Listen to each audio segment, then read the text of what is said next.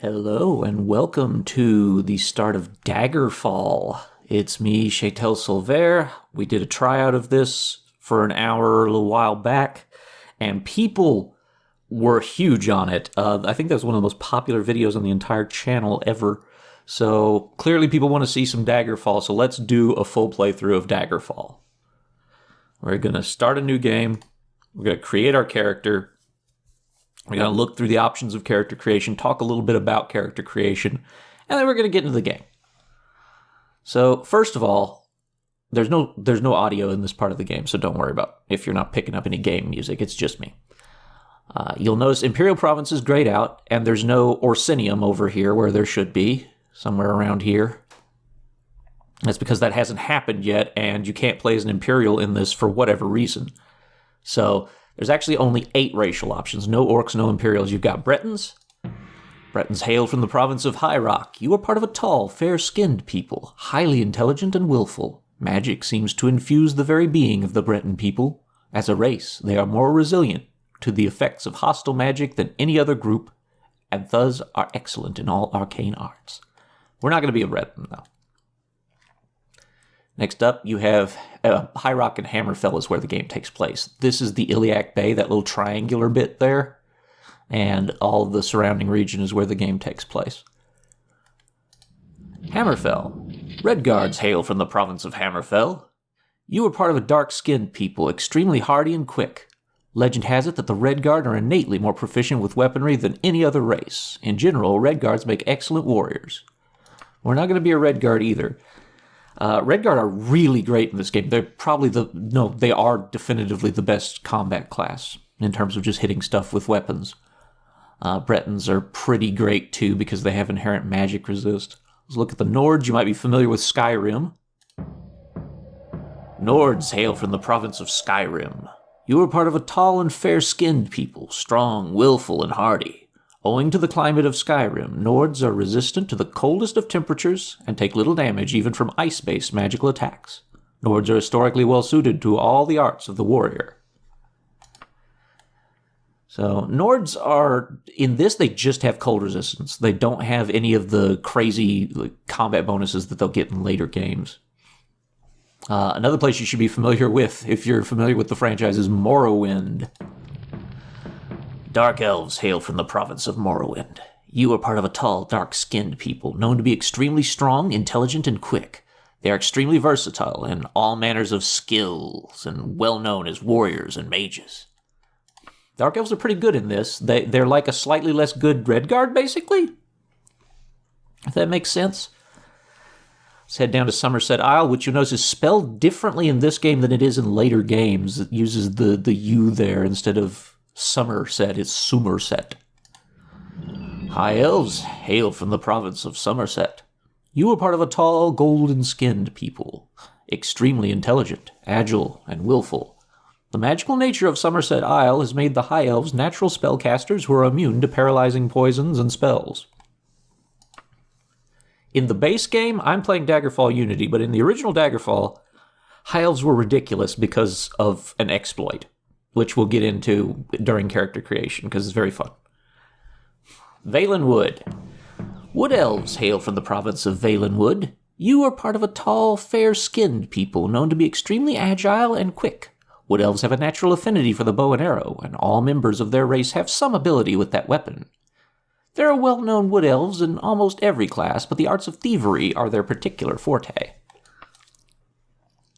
Wood Elves basically have the same bonus that Redguards do, with weaponry, but only with bows and arrows. Redguards have it with all melee weaponry instead. Khajiit hail from the province of Elsewhere. You are part of a tawny-skinned people, extremely hardy, intelligent, and agile. Many Khajiit have taken to painting their faces to more resemble their legendary feline cousins, the predatory cats that hunt the Great Desert. Khajiit are, on the whole, excellent climbers and adept in all the arts of the thief. Khajiit get a climbing. No one ever climbs as well as Khajiit in the game because it's not a bonus to their skill. It's just a flat bonus on top of their skill. But that's not that urgently important if you can cast magic because you could just make yourself levitate. And then we have Argonians. Argonians hail from the province of Blackmarsh. You are part of a highly evolved race of reptiles, known for their intelligence, agility, and speed.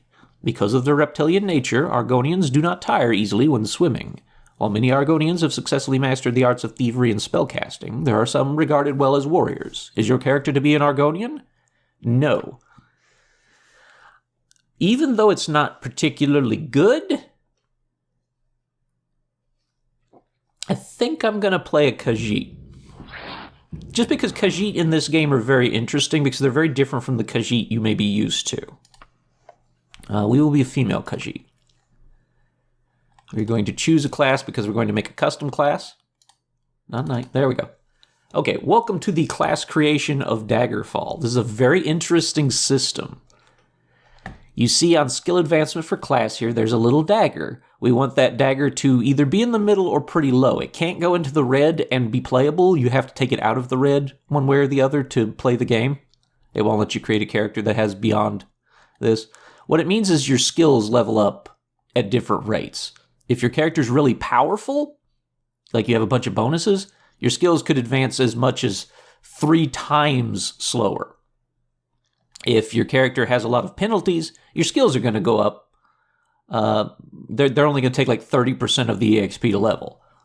Usually you want to keep it around the middle, but it's a nice bonus penalty system to balance out your character. So we want to pick out our primary skills. Leveling is based on your 2 best primary skills, your best major skill, and your best minor skill. So when you raise those, you can raise your actual character level and get more stat points. So there's a lot of interesting skills in this game. I say interesting, but I don't say useful. A lot of them aren't terribly useful, although Unity has made them better. We need a melee weapon. I'm not really a ranged character. So let's see here. Longblade is pretty common because that's got the best weapon in the game in it. There's an artifact that's very good. But I'm going to take blunt weapon because that's just interesting. I think that's fun. We're also going to take a School of Magic. You may notice there is no conjuration in this game. You don't do any summoning, at least not that way. And there is a School of Magic you might not be familiar with because it never appears again. That's called Thaumaturgy. A lot of Thaumaturgy gets rolled into Alteration and I think Mysticism later, in later games. We're going to take Restoration because Restoration is incredibly useful. So now we need a 3rd primary skill, something we're going to be doing a lot of that we want to be good at. That's tricky. What do we want for a 3rd primary skill? Might take Mysticism. Mysticism has Mark and Recall as well as a few other useful spells. It's generally a grab bag of useful stuff. Stealth isn't bad. I think we will take Critical Strike because that can be pretty helpful. Sometimes you crit hit for extra damage. Our major skills. We're going to take another School of Magic here. I think Mysticism. Probably not going to take any other schools. Those are the only 2 I really need. And you can always train up the other ones anyway. But we're going to take, how about Dodging? That's pretty good. Let you dodge attacks. And while we're at it, we will take Medical's pretty good. Helps you heal faster. I think we'll take Medical. For our minor skills, now that's a tricky one, actually. Running is pretty great. Just makes you faster in general. Stealth's pretty nice. We'll take Stealth. We will take Running. We'll take Jumping.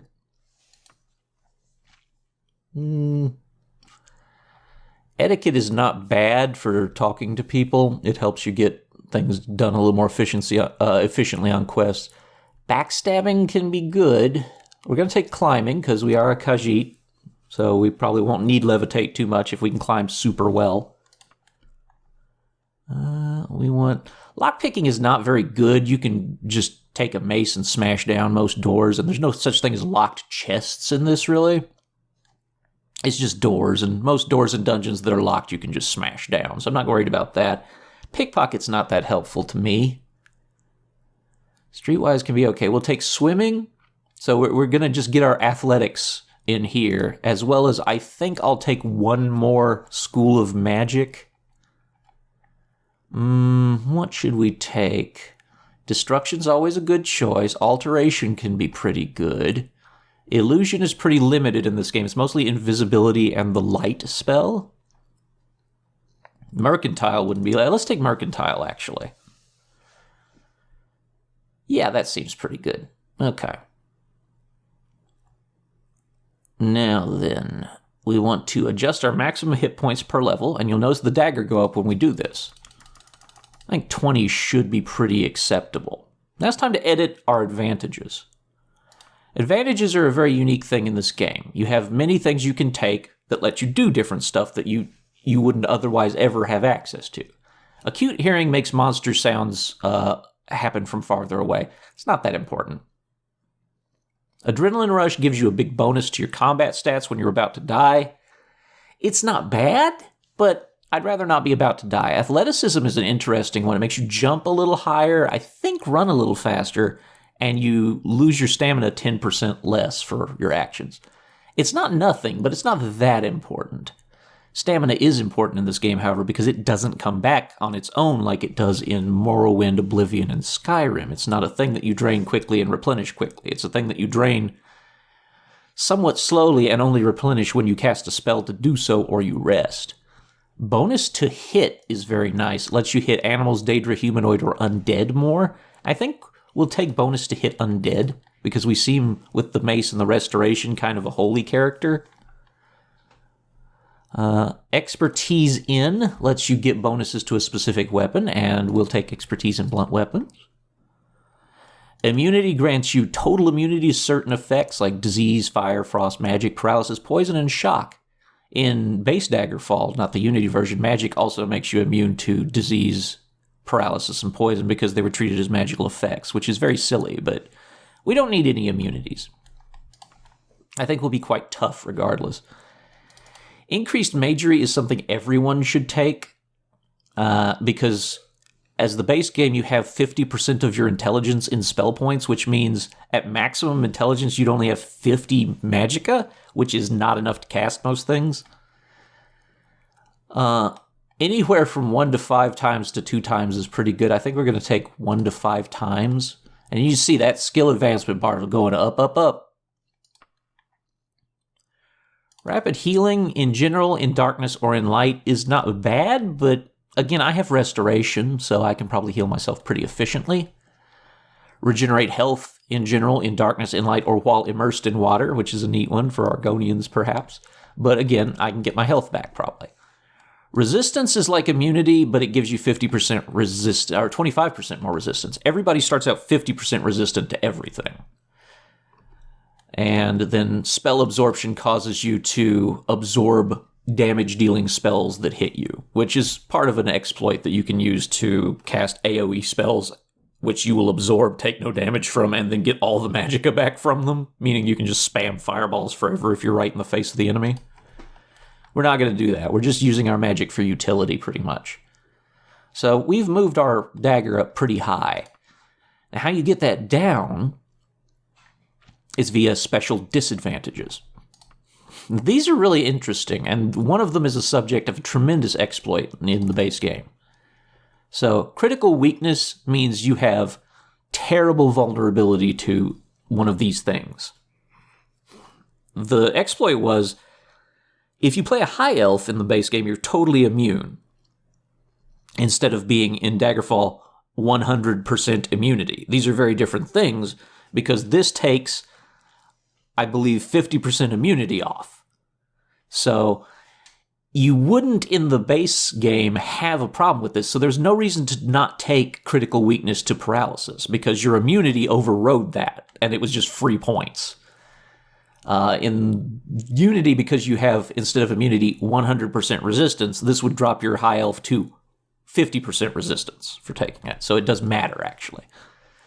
Damage from holy places or sunlight, if you want to be like an evil dark knight or something. That's kind of cool. Darkness-powered magery makes you, for example, lower magic or unable to use magic in daylight. There's a variant of that for light-powered. Low tolerance is like critical weakness, and phobia is interesting. Phobia of animals, daedra, humanoid, or undead. That gives you a damage and chance to hit penalty against those. Let's see. Inability to regen spell points is wonderful if you're never going to cast magic. Otherwise, you have a problem. What we're going to take is Forbidden Armor type.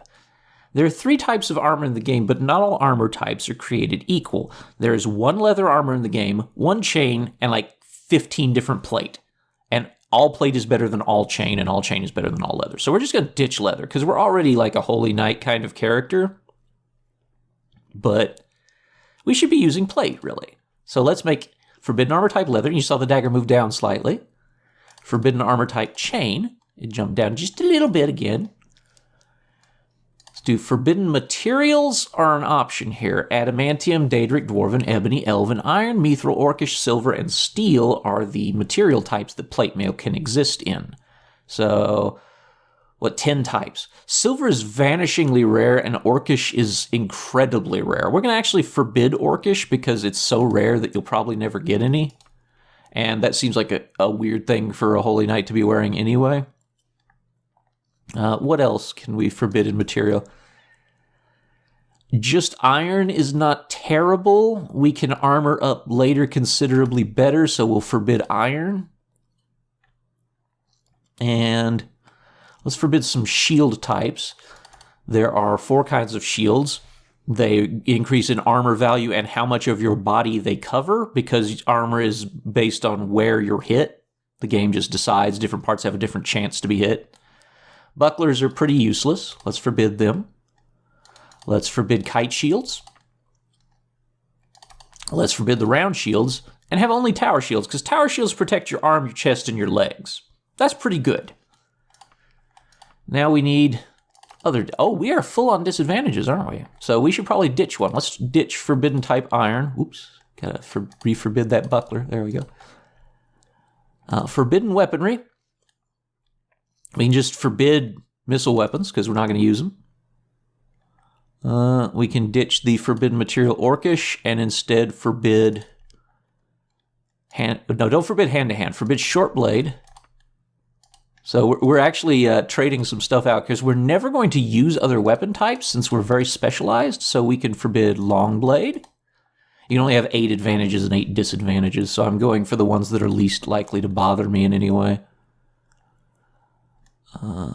Forbidden weaponry. Axe, we don't need.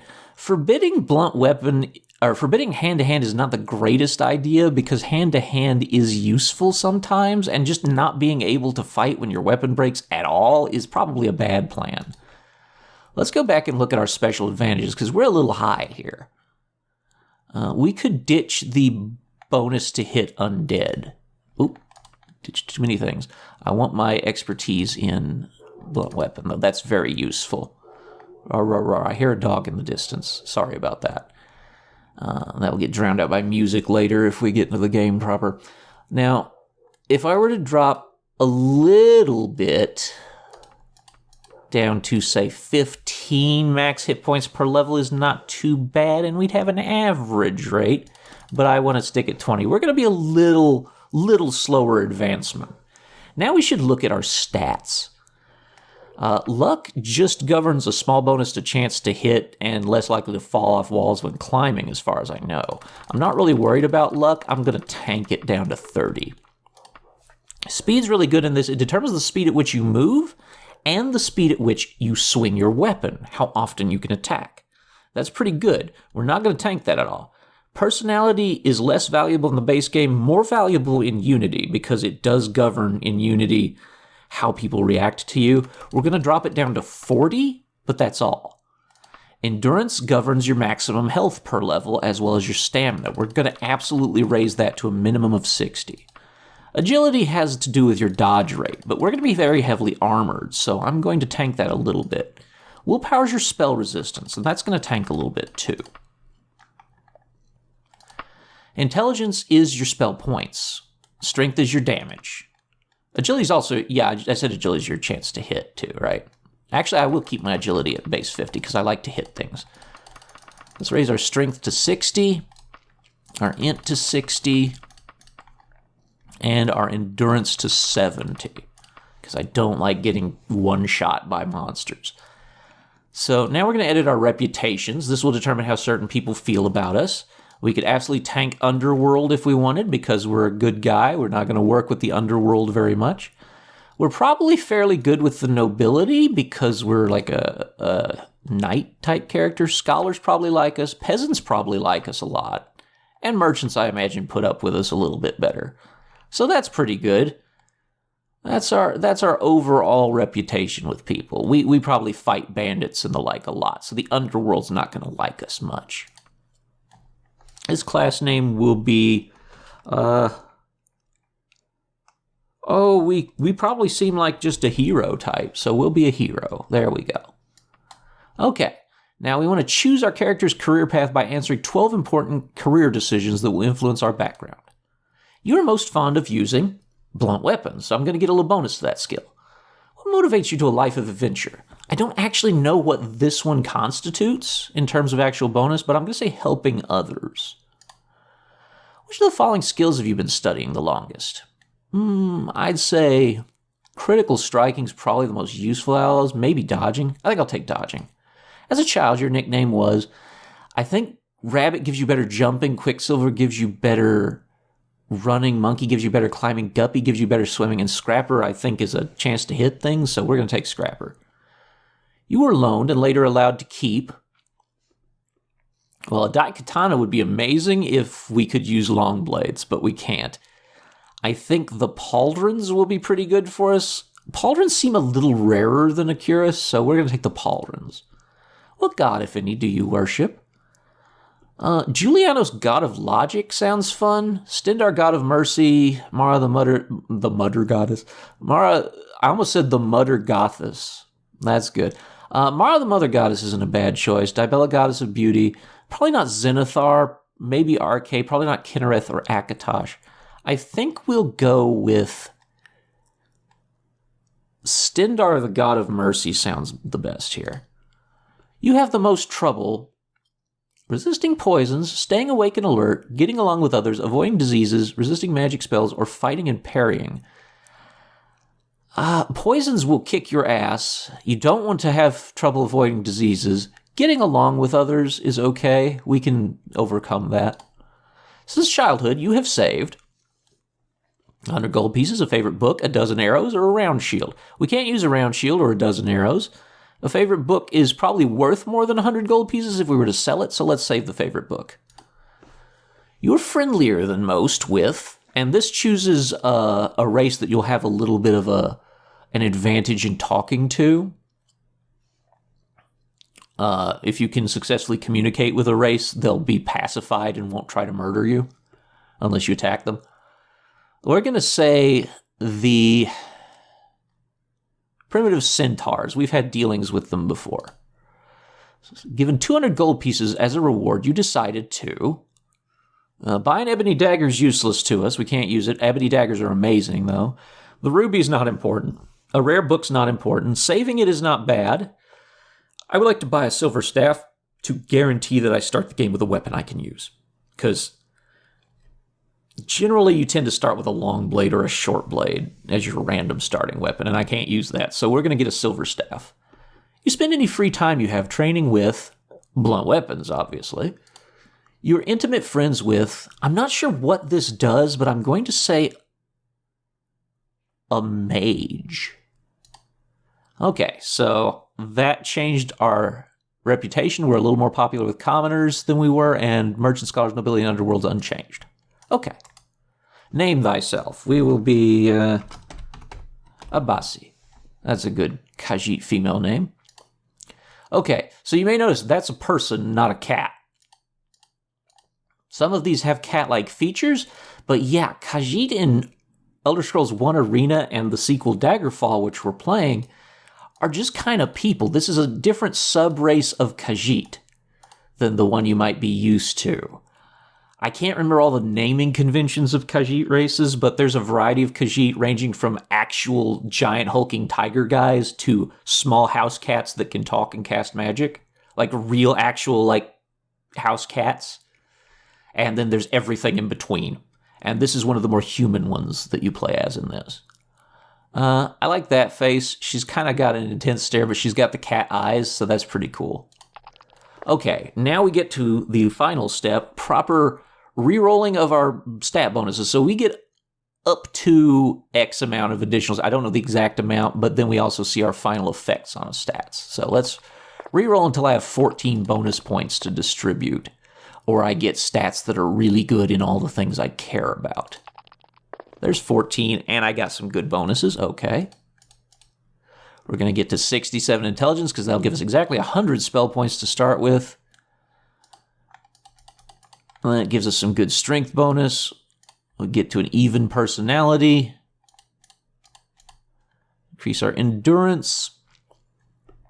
And I would say start working on more willpower. I'd like to get that to 50 for the 5 points of magic resist instead of 4. That looks pretty good to me. That's a good starting character in my opinion.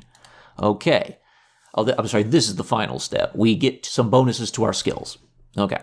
So you get 6 bonuses to minor, 6 bonuses to major, and 6 bonuses to primary. We're going to start with minor. What do I want bonuses to in my minor skills? Stealth is probably the most useful one overall, but Mercantile, I think, will train the slowest, so we'll get Mercantile to 20. That'll give me a little better prices on buying and selling. Major skills, I'd say put it all in Mysticism, because I'd like to cast certain Mysticism spells sooner. And primary skills, well, it's obvious it's all going straight into blunt weapons, so I hit as often as possible, because that's super important. So there we go, and then we determine player reflexes. That's just how fast the game kind of process, like monsters move and attack faster on very high. You get a small bonus to your character advancement on higher, and a small penalty on lower. I'm just going to stick with average because I'm old and I'm a little bit slower these days, so we're going to go with average. And here's our final character. Bossy is pretty solid, in my opinion. They've got a single weapon. They've got a couple schools of magic. They're good at most of the physicality stuff that matters. They got a little medical, and they got a little mercantile, too. Pretty good. And they got a chance to crit strike. That's not a terrible chance. Stats look good. I think we're good to go. Time for the special intro here.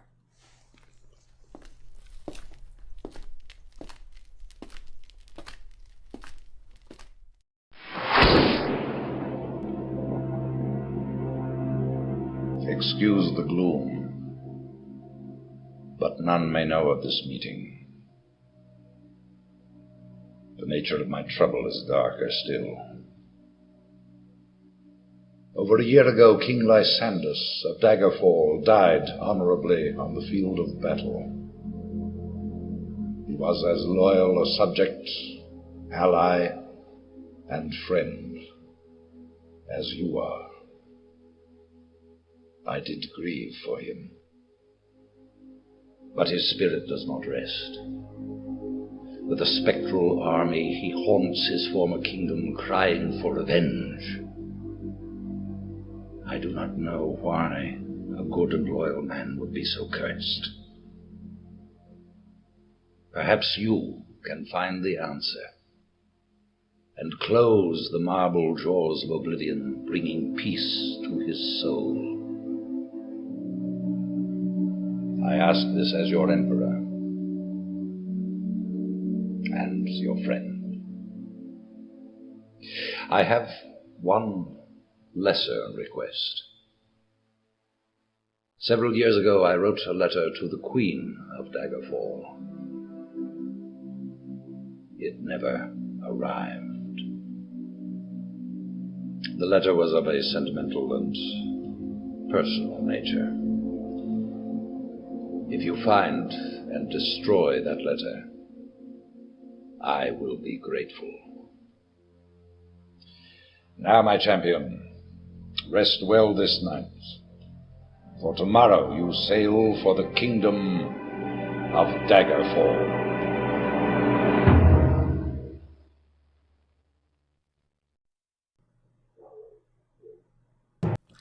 That is such an awesome live-action intro. I love it so much.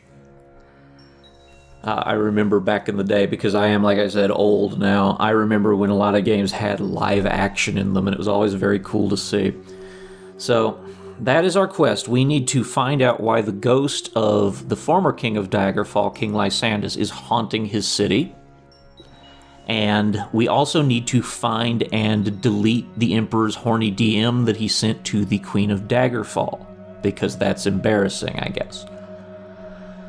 You wake and look around the room. Some hours ago, you were in a boat en route to Daggerfall when a storm of supernatural strength boiled over the Iliac Bay like a malefic creature.